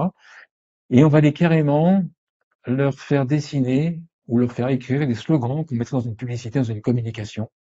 On a fait ça avec la MSA récemment. Et on va carrément leur dire, voilà, si ce type de produit existait, où est-ce que vous iriez vous renseigner pour, pour le trouver. Ça, c'est la logique pour une entreprise de la Silver Eco, qui veut faire un chiffre d'affaires sur des produits vendus en amont. Donc ça peut être fait pour la téléassisteur, pour l'aménagement des domiciles, etc. Donc en fait, c'est des gens qui sont comme moi, en fait, naturellement en prévention. C'est-à-dire, avec tout ce que j'ai entendu, Margot nous a dit, je vais aller faire 3 heures de sport ce soir au lieu de 1 heure. Bref, des gens comme moi qui sont naturellement en prévention. Par contre, si on est une mutuelle et qu'on fait, aux acteurs de prévoyance, et qu'on fait des ateliers de prévention, certains sont en train de s'apercevoir que les gens qui viennent dans les ateliers, c'est toujours les mêmes, et c'est aussi naturellement ceux qui sont naturellement acquis à la prévention. Et donc, c'est pas forcément ceux qui sont les plus susceptibles de créer des coûts sur la mutuelle, sur l'acteur de prévoyance, pour peu qui veulent travailler dans cette axe en question. Et donc, ils sont en train de s'apercevoir que c'est pas vraiment la bonne cible, c'est pas vraiment la même cible, c'est la cible les gens d'à côté, en fait, c'est des gens qu'on veut cibler, c'est les gens qui sont pas conquis, d'accord, parce que ils connaissent déjà beaucoup de choses, ils prennent soin d'eux, on va dire comme ça, et on va cibler les gens qui sont un peu plus éloignés, mais pas très éloignés non plus, parce que ceux-là sont peut-être trop difficiles à choper. On va choper une autre catégorie de personnes qu'on amène dans des focus group également. Donc, par exemple, on va amener dans des focus group des gens qui ont reçu des communications pour les ateliers, par exemple, et qui ne sont jamais venus. Et on les fait venir dans des focus group, et l'idée, c'est de répondre à la question, pas que ça, mais en tout cas, répondre à la question, que faudrait-il faire pour que vous veniez à ces ateliers? Voilà. Et avec eux, on va également recréer la communication. Vous voyez. Donc, c'est-à-dire qu'on fait, lorsqu'on a un téléassisteur, par exemple, téléassisteur, il peut imaginer sur ma vision, il peut avoir deux personnages, au moins. Un qui est les gens qui sont naturellement conquis par la prévention et qui vont s'équiper plus tôt. C'est plutôt des gens comme moi qui sont plutôt orientés vers le futur, plutôt un peu plus dans la peur que dans la colère. La santé est importante, plutôt en évitement, etc. Bon, bref, ce type de profil, il n'y a pas que ça représente à peu près 18% de la population. Mais ils ont aussi un autre personnage qui, bien sûr, ceux qui ont un incident, comme je disais au tout début, et qui vont s'équiper parce qu'il y a eu l'incident extérieur. Et donc, d'un côté, c'est plutôt une référence interne, de l'autre côté, c'est plutôt une référence externe, comme on dit en psychologie. Et après, il peut y avoir d'autres types de personnages.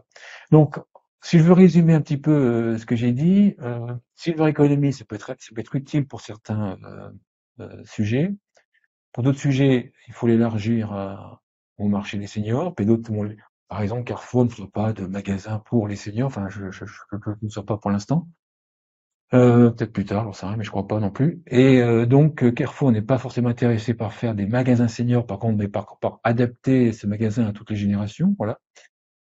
Ensuite, deuxième point dans la démarche, la logique, c'est définir son objectif. Ce qui est important sont ses objectifs, quantifier, pré-quantifier, pour voir si c'est utile d'aller étudier une cible, parce que des fois, c'est pas forcément utile de payer, j'allais dire, des consultants, faire des focus group sur un marché trop petit. Je veux bien, on paye, il n'y a pas de problème. Ensuite, il y a définir l'écosystème, pas l'écosystème, et après on fait des focus group, non pas avec des gens pris au hasard, mais avec des gens pile dans la cible. Donc nous on met beaucoup d'argent, qui met de budget, sur le fait de recruter des gens qui sont vraiment pile dans les cibles en question. Et après vous avez vu l'image de la prévention, on arrive, oui, c'est là que l'objectif est important. Une startup, pour croître rapidement son atelier de prévention, c'est remplir les ateliers de prévention à la limite, quelles que soient les personnes qui sont à l'intérieur. Quand on est une mutuelle et assureur, ce sera plutôt des gens un peu plus éloignés qui vont, c'est ça qui, à mon avis, qui vont orienter. Et pour la sécurité sociale, ce sont encore les gens un peu plus éloignés. Donc voilà un petit peu, je sais pas où j'en suis au niveau du timing, voilà ce que je voulais vous dire. Merci beaucoup Frédéric. Question de Béotienne, mais un produit étiqueté Silver Eco, du coup, à partir de quel âge on va s'intéresser Ça va être quoi la cible? On parle de 50 ans, on parle de 60 ans et plus? C'est quoi un produit étiqueté Silver Eco? C'est un produit qui cible les seniors ou c'est un produit qui est estampillé senior? Et après, je pense que Frédéric pourra répondre à ces questions aussi. Moi, je pense qu'il faut Du coup, jamais les deux? estampiller un produit. Moi, je pense qu'en fait, il faut... Alors, réfléchissez à votre fois. Si on crée une start-up et que on veut croître rapidement, il peut y avoir intérêt à estampiller son produit senior dans un premier temps, pouvoir choper les premiers clients et choper, si la personne est correcte, hein, choper, attirer naturellement les personnes qui sont qui acceptent d'être identifiées par senior, puis ça va résonner. Alors je prends un exemple. Si on crée un habitat inclusif dans une ville de moins de 5000 habitants, mon but c'est de remplir l'habitat inclusif avec les seniors qui ont un profil communautaire, bref, dans le bon sens du terme, cohérent. Qu'est-ce qu'on fait en fait? Soit on l'appelle pas du tout et on dit la maison du bonheur, voilà, on dit pas pour qui c'est, voilà, confort, etc. Et après, il va faire une communication, mais là je préfère qu'on parlait, une communication pour dire oh, coucou, c'est pour vous les seniors. Moi, j'aurais tendance à dire carrément la maison des seniors, et ça va faire le buzz en fait. Si on, si on dit voilà, il y a une maison des seniors qui apparaît dans la ville de moins de 7000 habitants, puis que j'ai que 10 logements ou 15 logements à remplir, ben je vais faire comme ça directement et je vais le remplir très rapidement. Par contre, si, à mon sens, on est une résidence-service senior dans la même zone, je pense que le nombre de personnes qui sont cohérents avec le produit qu'on propose, la résidence-service senior, et qui accepteront d'être dans un logement qui sera quand même estampillé comme étant ghetto senior, je pense que le marché, c'est pas forcément, le nombre de personnes ne sera pas forcément assez importante. Et donc, je pense que là, il y a un danger d'employer la première stratégie de dire, voilà, résidence pour seniors. Ouais. Là, je pense qu'il y a un danger. Voilà. Merci beaucoup. On va voir si Frédéric Haribo, du coup, partage notamment votre point de vue. Donc Frédéric, vous êtes directrice du développement chez Big Silver. Vous avez plus de 20 ans d'expérience dans tout ce qui est communication senior. Donc vous êtes spécialisée dans ce qu'on appelle le silver marketing et vous accompagnez du coup de nombreuses entreprises à développer leur marque, leur campagne de communication. Est-ce que du coup on vous laisse la main plutôt sur les facteurs clés pour communiquer auprès de la cible senior et peut-être pas que d'ailleurs? Ouais, tout à fait. Alors déjà, merci pour votre invitation et c'était passionnant les différentes interventions. Donc merci aux personnes qui assistent à la présentation. Je m'adresse en particulier aux étudiants que j'ai été et aux porteurs de projets que j'ai été aussi dans la Silver Eco. Donc voilà. Et par ailleurs, sachez que j'interviens à plusieurs titres. La première, c'est évidemment celle que vous avez présentée, hein, donc responsable directrice générale donc de Big Silver, qui est le pôle Silver Eco d'un groupe de communication, mais également par ailleurs aidante de mes parents qui ont tous les deux 88 ans, qui sont à la maison et qui vieillissent pas de la même manière. Donc voilà, Margot a évoqué tout à l'heure le senior robuste, la fragilité, c'est des choses que je côtoie tout à fait au quotidien en étant moi-même aidante. Donc effectivement, on va aborder toutes ces questions et je retiens le point de Frédéric Serrière tout à l'heure, je reviendrai pour donner mon avis également. Moi, ça fait effectivement 20 ans que j'évolue en Silver Eco, en Silver Eco, en tout cas en communication auprès des seniors, quelles que soient les cibles, quels que soient les objectifs. Je vais vous expliquer ce que je fais. Et je m'y intéresse depuis mes années étudiantes, donc je tiens à le préciser. Et à l'époque, en 95, quand j'ai commencé mes études, autant vous dire qu'il y avait très peu de jeunes qui s'intéressaient aux vieux, parce que le terme senior n'existait pas. Donc, qu'est-ce qu'on fait? Qu'est-ce que je fais au quotidien? Je fais de la création de messages publicitaires. C'est pas c'est les équipes. On est 90 au sein de Big Success, du groupe, du conseil évidemment, et de toute la partie achat média. On accompagne des marques comme celles qui apparaissent à l'écran. Certaines, vous les connaissez, certaines, vous les connaissez pas du tout. Comme dirait Frédéric, il y a certaines marques générationnelles, d'autres intergénérationnelles, qui s'adressent à différentes cibles, pas forcément que aux seniors, mais qui peuvent avoir une gamme dédiée aux seniors. Comment fait-elle pour communiquer sans se tirer une balle dans le pied, sans vieillir sa marque, etc., etc. Les questions que se posent souvent les annonceurs. Je vais essayer d'avoir une approche hyper pratico-pratique. Les annonceurs, ce sont des marques qui communiquent, parce qu'il y a des marques qui communiquent pas. Donc, un annonceur, c'est une marque qui communique. Souvent, c'est est-ce que je peux m'adresser à 2 cibles différentes, un senior et une non senior, par exemple, sans vieillir ma marque. Le sacro-saint peur, c'est vieillir sa marque. Comment fait-on pour recruter des leads plus jeunes? En m'adressant aux seniors, est-ce que je vais pas vieillir ma marque? C'est souvent des questions qu'on a. Comment rajeunir ma marque? Toujours la même question. Et comment faire une communication dédiée aux seniors? Pourquoi surtout? Alors que finalement, ils consomment sans s'adresser à eux. J'ai eu le cas ce matin, j'étais avec une marque de food qui est distribuée dans tous les magasins GMS qu'on connaît.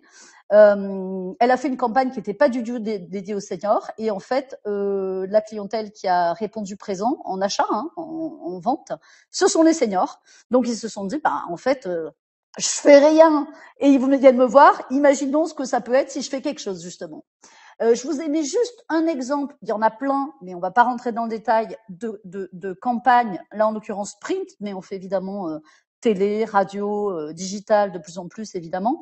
Là, ce qui est intéressant, c'est qu'on avait travaillé pour O2, c'était de voir les créas différentes en fonction des cibles seniors. Serge Guérin en a parlé tout à l'heure, Frédéric en a reparlé, les personas, les profils types, on n'est évidemment pas les mêmes manières de consommer, et pas les mêmes manières de consommer en général, de consommer les médias en particulier, on ne comprend pas les publicités de la même manière. Donc là, en l'occurrence, on était sur des seniors actifs. Et on a joué sur l'acronyme j'ai mieux à faire que.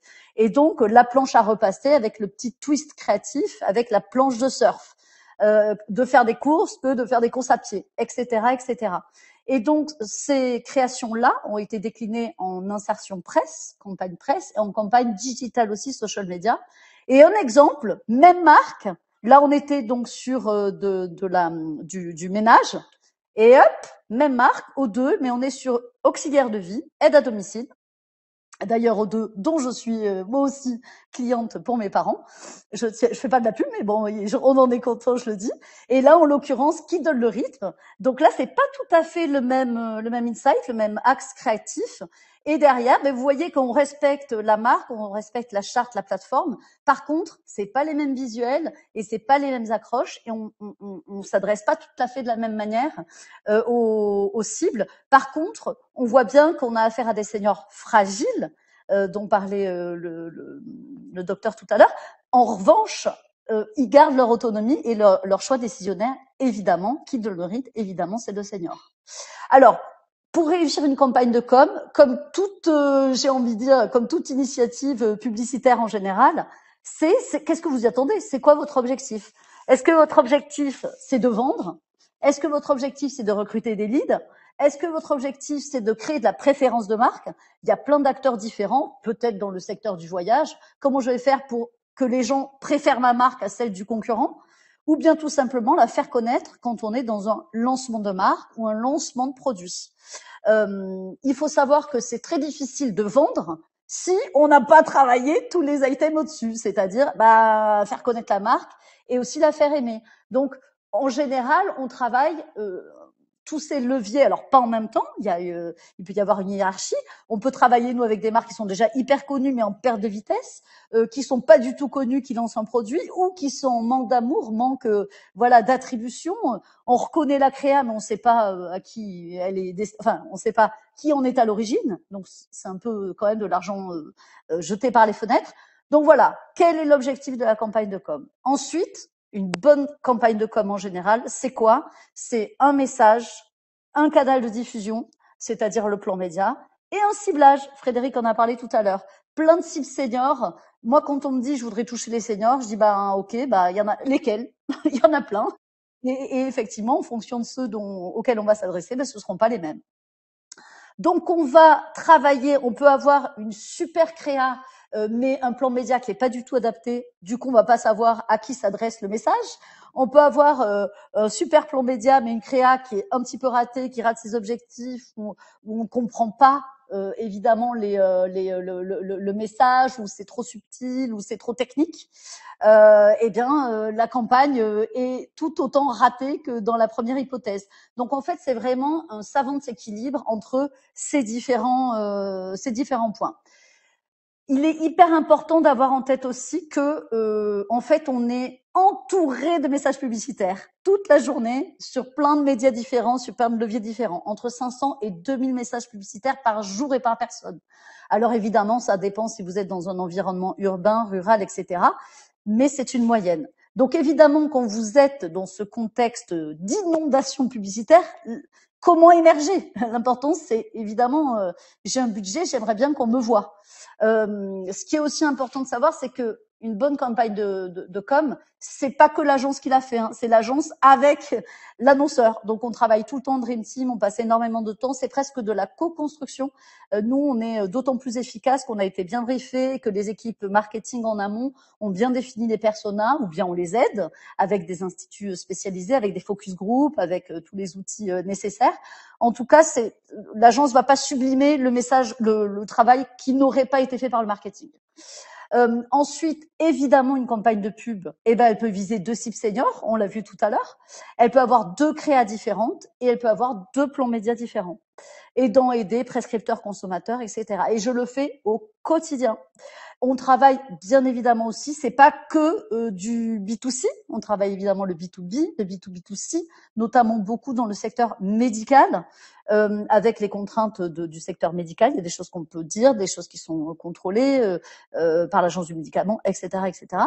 Et nous, on travaille principalement sur les leviers médias, presse, télé, radio, affichage, cinéma, mais il y a aussi les leviers hors médias, par exemple les salons, par exemple le postal, etc. D'autres choses à savoir, le marché publicitaire, c'est 32 milliards d'euros en France l'année dernière. Sur ces 32 milliards, ils sont répartis sur 66 000 annonceurs. Et vous voyez que, annonceurs, donc des marques qui font de la communication. Sur ces 66 000 annonceurs, vous en avez une grande partie qui sont digitales. Le digital, c'est la partie qui est rosée. Donc, display, paid social, paid search, DOH, digital out of home, c'est de l'affichage digital dynamique. Et puis, vous avez aussi, évidemment, la partie audio digital. Les autres, ce qui sont en bleu, c'est les médias traditionnels. Presse, radio, il y a le cinéma, mais il est en tout petit. Donc, vous voyez que dans cette multitude d'annonceurs, 66 000, une grande partie sont en digital, suivie par le print et suivie par l'affichage. Pourquoi je vous dis ça? Parce que si vous êtes dans un environnement qui est rempli de publicité, c'est plus difficile d'émerger, d'autant plus si évidemment vous avez une créa qui est pas forcément impactante. La base pour une communication efficace, c'est le brief, c'est la feuille de route. On va où? Qu'est-ce qu'on fait? C'est quoi l'objectif? C'est quoi l'environnement concurrentiel?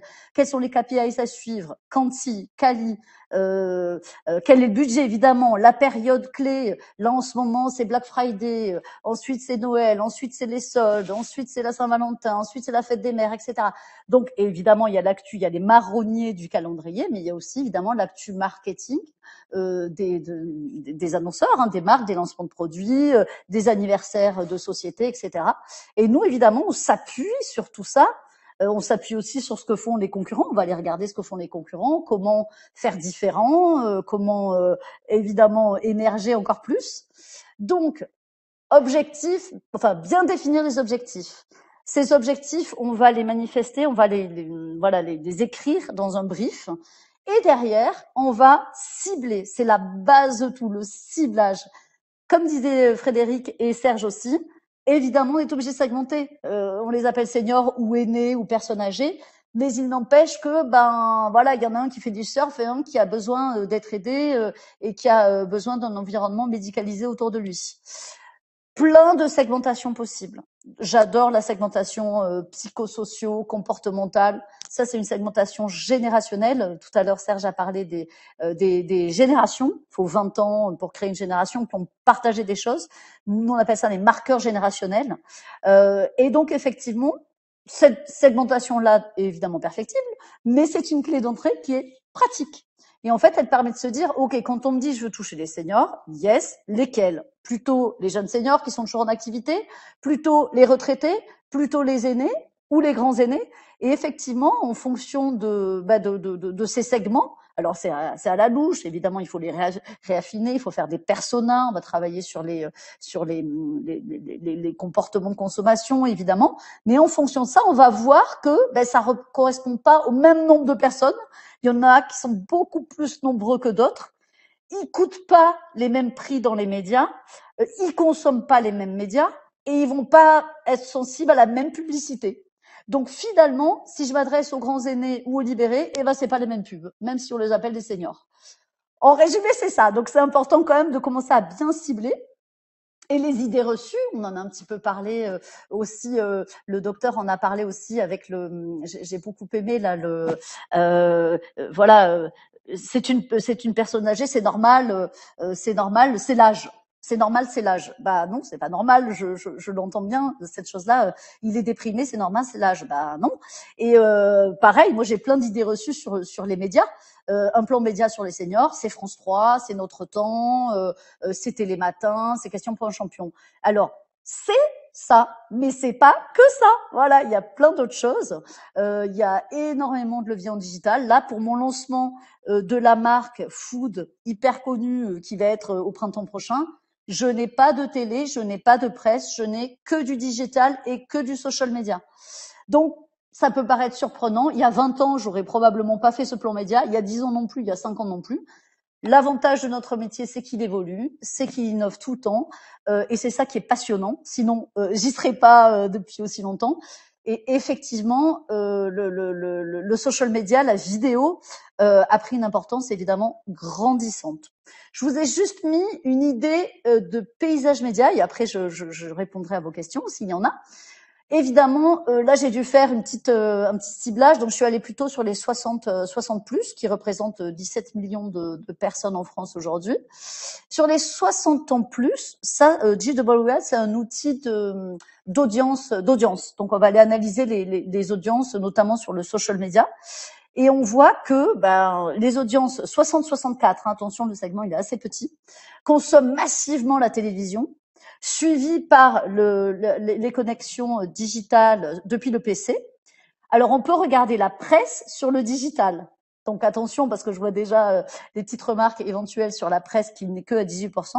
Il y a des consommations, évidemment, digitales de la presse. Ensuite, le mobile, le online mobile, et ensuite la radio. C'est intéressant d'avoir ça en tête parce que parfois, les annonceurs ne prévoient pas du tout les déclinaisons en mobile. Et le mobile, c'est essentiel, c'est quasi la moitié des connexions digitales des 60-64 ans. Donc, ces outils permettent évidemment de mieux travailler le média planning et de pas aller peut-être sur de la presse si on se rend compte qu'en fait, il la consomme pas du tout. Donc, on va aller évidemment presse papier. On va aller évidemment scruter ça minutieusement pour aller travailler au plus proche, l'audience, c'est-à-dire le volume, et l'affinité, c'est-à-dire vraiment un ciblage très précis de leurs favoris. Donc, il faut que j'aille chercher une cible très précise avec du volume. Et évidemment, chaque média n'a pas le même avantage en fonction de l'autre. Si vous voulez travailler la notoriété très fortement, de manière très rapide, c'est sûr que si vous avez les moyens d'aller en télé, c'est canon. Si vous voulez travailler l'engagement, on va dire la proximité avec la marque, vous pouvez travailler le digital, où vous aurez dans le social media énormément d'engagement, de commentaires sur votre timeline Facebook ou autre d'ailleurs. La presse, par exemple, va apporter tout ce qui est statutaire, on est rassuré, l'écrit, c'est quelque chose de sérieux. Les journalistes de la presse écrite, ce sont des gens dans lesquels on croit beaucoup plus que dans la presse, par exemple, télé. Donc, voilà, chaque média a son propre avantage. Il faut savoir que globalement, la cible senior, c'est une cible qui est opportuniste en termes de médias, qui coûte moins cher que les médias. Et donc, hop, je vais quand même vérifier. Ouais, d'accord. Et donc effectivement, ben, pour les annonceurs, c'est super. Globalement, ça leur coûte moitié moins cher que les autres cibles. Alors évidemment, il faut que le produit et le service soient dédiés aux seniors. Mais très souvent, nous, quand on fait des plans médias, ils se rendent compte qu'en fait, les cibles seniors sont clairement très opportunistes et ils s'en rendaient pas compte. Donc c'est aussi ça qui est intéressant. Hop. Parce que voilà, ils ont affaire à une cible qui est opportuniste. Alors attendez, j'essaye de récupérer voilà mon petit écran. J'ai l'impression que ça remarche. Hop, eh ben non, ça remarche pas. J'ai voulu ça y est, c'est bon, ça va marcher là. Hop, voilà. Et puis je vais en terminer par donc vraiment le ciblage d'abord, les objectifs, le BRICS, etc. Quelques petits conseils créa et quelques petits conseils médias. Conseils créa, on peut dire plein de choses. Je peux faire un webinaire qui dure 2 heures sur la créa. C'est pas l'objet. Ici, c'est vraiment une mise en bouche, une introduction. L'objectif, c'est ok, ils savent qu'ils voient moins bien, ils savent qu'ils entendent moins bien, ils savent qu'ils se déplacent moins bien. Ok, mais l'objectif, c'est que on peut aussi les mettre dans des conditions et dans des dispositions plutôt positives où ils sont en activité, ce qui est quand même souvent la réalité, où ils font des choses, ils sont entourés des enfants et des petits enfants, ce qui est évidemment la réalité quand vous voyez les mercredis après-midi sur les cours de tennis ou dans les salles de gym. Et évidemment les valoriser. On travaille pour un client qui s'appelle Rock Éclair. Funecap, c'est la mort, c'est la prévoyance obsèque. Et on a quand même énormément de choses à dire autour et de positives. On a créé par exemple une web série qui s'appelle À la vie à la mort, qu'on a déclinée sur le social media. On a eu énormément de commentaires, il y avait beaucoup de smiles. Pourtant, on parlait de la mort. Donc voilà, on peut parler de tous les sujets avec évidemment une certaine approche créative qui leur parle. Et quand on peut utiliser une star générationnelle, c'est toujours un accélérateur. Évidemment, c'est pas obligé. On a beaucoup travaillé avec des personnalités connues. Évidemment, pour une marque qui a zéro notoriété, de s'associer à une personnalité, c'est toujours un accélérateur. Et en conseil média, j'aurais tendance à dire que la télévision, c'est quand même le média qui s'adresse à quasi toutes les cibles seniors. 5h25 de durée d'écoute individuelle par jour pour des 60 ans plus, c'est considérable. Ça baisse, mais c'est considérable. Le digital, évidemment, le digital. Moi, aujourd'hui, j'ai des campagnes qui sont que 100% digitales, alors que c'était pas le cas avant. Donc, bien sûr, ils sont largement connectés. Alors, pour les plus jeunes seniors, sur la fracture numérique est plutôt autour de 75 ans. Et encore, voilà, il y a des 75 ans plus qui sont largement connectés. La vidéo, le social media, je crois que j'en ai déjà largement parlé. Et puis le mobile, comme on l'a vu tout à l'heure, puisqu'ils se connectent aussi, franchement, largement à travers leur smartphone pour ceux qui sont connectés. Voilà, donc je crois que j'ai respecté le timing. Je suis à votre disposition. Bravo. Question.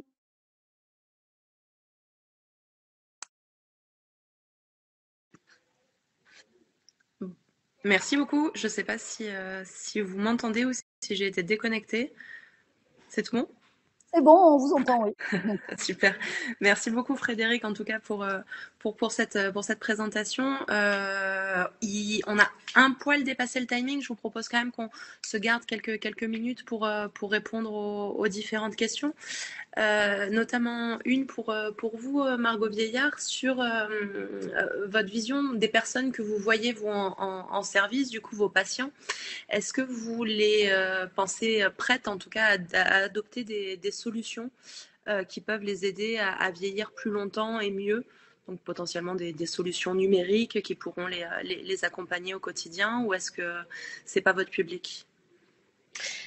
Alors, en fait, dans le pôle gérontologique, il y a plusieurs services. Il y a le service du court séjour gériatrique où c'est vraiment des patients qui sont très fatigués, qu'on reçoit avec des maladies aiguës, par exemple des AVC, des crises d'épilepsie. Donc, ces patients-là, clairement, je pense pas que ce soit la bonne cible. Après, on a une autre structure qui est un hôpital de jour de rééducation où on prend des patients de plus de 75 ans, autonomes,